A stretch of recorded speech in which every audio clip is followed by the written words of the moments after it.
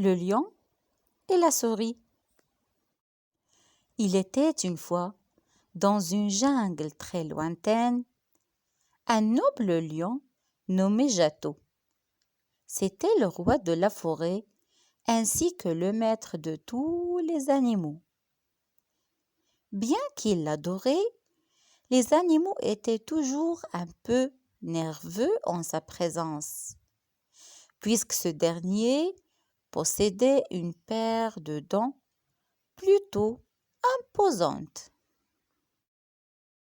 Un jour, après le déjeuner, Jato réfléchit à tout ce qu'il allait pouvoir faire de sa journée. Après un moment, il décida d'aller explorer le royaume et de rendre visite à quelques habitants. Je crois que je vais aller voir les singes ce matin, pensa Jato. Ils ont toujours une blague amusante à me raconter. Ensuite, j'irai peut-être me baigner. Il se rendit donc chez les singes.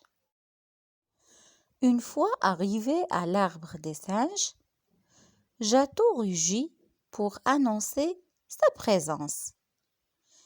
Cessez vos singeries, le roi de la jungle est là, dit-il. Le vieux Milo, le chef de la bande, s'inclina devant Jato. Les autres singes chuchotèrent entre eux, excités de voir le roi. Que puis-je faire pour vous, votre majesté? Demanda Milo. J'aimerais que vous me contiez une blague, répondit Jato.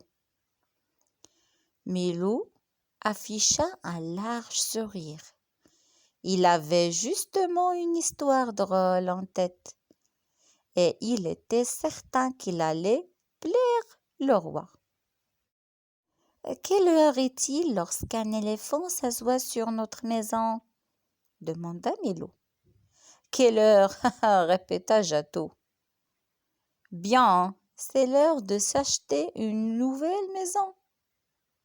Jato rugit de rire, comme c'était drôle. C'était une excellente blague, Milo. Je reviendrai vous voir bientôt. Je dois maintenant aller me baigner. Soyez prudent, roi Jato, l'avertit Milo. Hier, mes troupes ont aperçu des créatures étranges près de la rivière.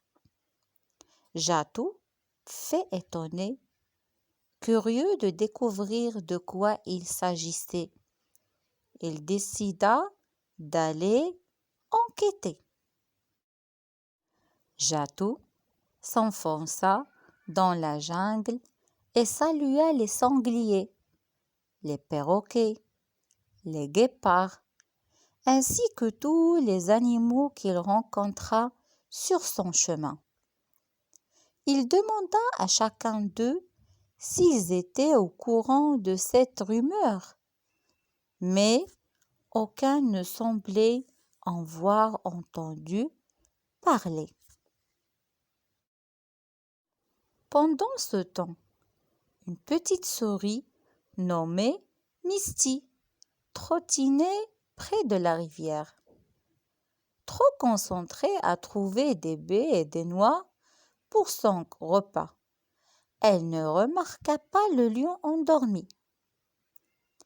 Misty grimpa sur une pierre, longea un béot de bois, puis sauta sur Jato. Elle trottina sur le dos du lion, traversa sa crinière touffue, avant de se diriger vers son museau. Elle ne trouva ni baie ni noix. Lorsque Jato arriva à la rivière, il ne remarqua rien d'anormal. Le lion plongea dans l'eau fraîche et se mit à patauger.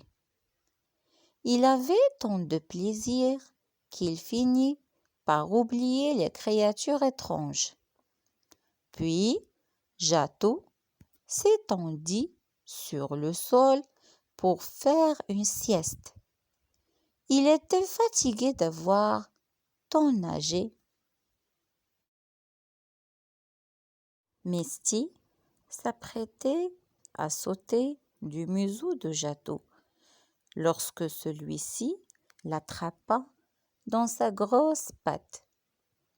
La souris poussa un couinement. Elle n'avait pas réalisé qu'elle se trouvait sur un lion et sur le roi Jatou. Et surcroît, Jatou tint Misty dans son énorme patte et soufflait son haleine chaude dans sa figure. « Qui ose déranger le roi de la jungle ?»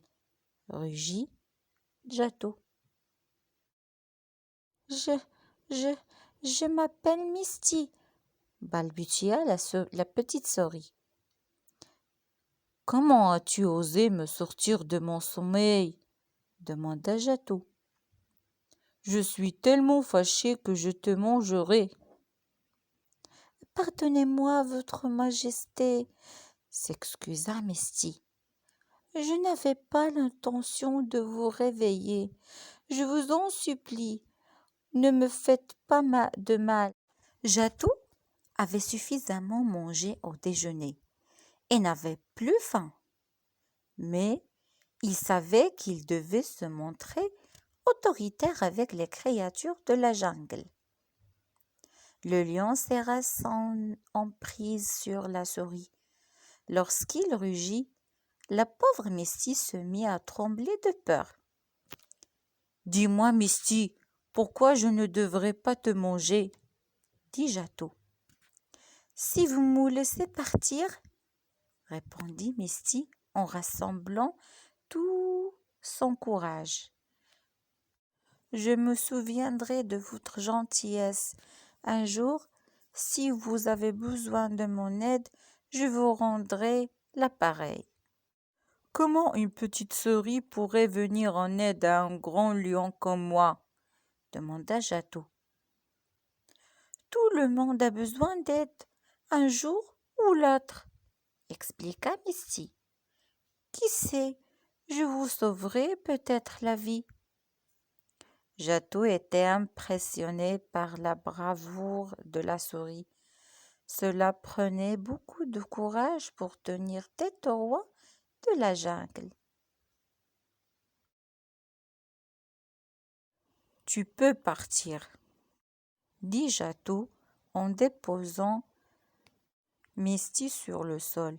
« J'espère que tu as appris ta leçon et que tu ne me réveilleras plus. »« Bien sûr, votre majesté, » répondit Misty, « et vous pourrez compter sur mon aide si jamais vous en avez besoin. » Sur ce, Misty s'inclina devant le roi de la jungle et se sauva aussi vite que ses petites pattes le lui permirent. Quelques jours plus tard, Jatou entendit les singes hurler. Ils se balançaient de liane en liane avec empressement. « Roi Jatou !» cria Mulot. « Les étranges créatures sont retournées à la rivière cette nuit. Nous croyons que ce sont des humains. » Les humains ne s'étaient jamais aventurés aussi loin dans la jungle. Tous les animaux savaient à quel point ils étaient dangereux. Ils pourraient même faire du mal à un lion s'il le voulait. Jatou décida d'aller faire son investigation à la rivière. Une fois sur place, Jatou fit attention de ne pas faire de bruit. Si les humains étaient là, il ne voulait pas qu'ils l'entendent. Il s'immobilisa derrière un grand buisson et jeta un coup d'œil circulaire il ne vit et n'entendit rien d'inhabituel. Alors qu'il était sur le point d'atteindre le rivage, Jatou se prit la patte dans un objet et s'enfondra sur le sol dans un cri d'effroi. Il tenta de se relever, mais il n'arrivait pas à bouger. Il était emprisonné dans un filet qui avait bien pu installer un piège dans la jungle. Jatou réalisa soudain que les étranges créatures dont lui avaient parlé les singes n'étaient pas que de simples humains, c'étaient des chasseurs. Le lion se démena pour se libérer, mais en vain, il devait agir vite. Sa vie était en danger. Il fallait qu'il se libère à tout prix avant l'arrivée des chasseurs. Jatou rugit furieusement. À l'autre bout de la jungle, Misty dégustait une amande. Lorsque le rugissement parvint à ses oreilles, elle sut immédiatement qu'il s'agissait de Jatou. Celui-ci semblait avoir des ennuis. « Le roi Jatou a besoin de moi !» s'écrie Misty en laissant tomber son amande. « J'arrive, votre majesté !» À la rivière, Misty fut étonnée de voir le roi de la jungle prisonnier dans un filet et se précipita vers lui. « Ne vous inquiétez pas, je suis là, » couina la souris. « Oh, Misty, » souffla Jatou, « tu dois me sortir d'ici. » Misty se mit au travail sans tarder. Elle grignota une corde, puis une autre, et encore une autre. Bientôt la souris avait réussi à percer un trou suffisamment grand pour que Jatou puisse s'y glisser. Le lion s'ébrouilla, comme ça faisait du bien d'être libre. Misty avait sauvé le roi Jatou. Elle était très fière d'elle. « Merci Misty, » dit Jatou.